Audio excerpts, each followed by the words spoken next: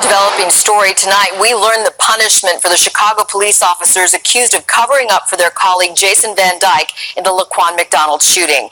Van Dyke was found guilty of fatally shooting McDonald. The veteran police officer was convicted in October.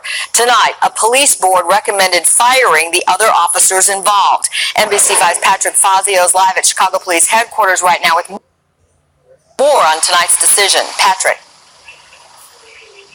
Yeah, Allison, 4 members of the police force were fired tonight. The police board voted to terminate them 3 months after hearing testimony and evidence. All in favor? The Chicago Police Board voted to fire a sergeant and 3 officers in connection to the 2014 fatal shooting of Laquan McDonald. Guilty of violating rules. The board fired them for covering up for Officer Jason Van Dyke, who shot McDonald 16 times and is serving nearly 7 years in prison for second-degree murder. These 4 people, unfortunately, are getting fired because of what other people did or didn't do.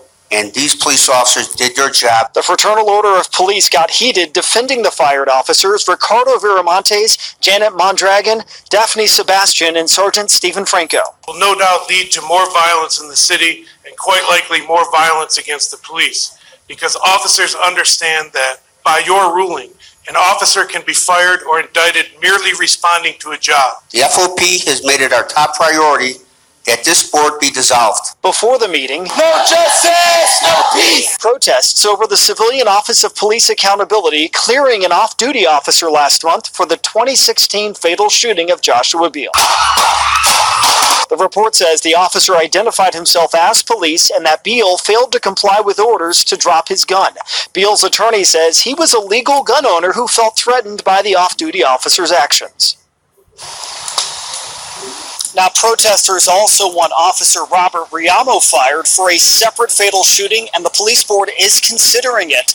As far as the 4 officers fired tonight, they can go to court to try to get their jobs back.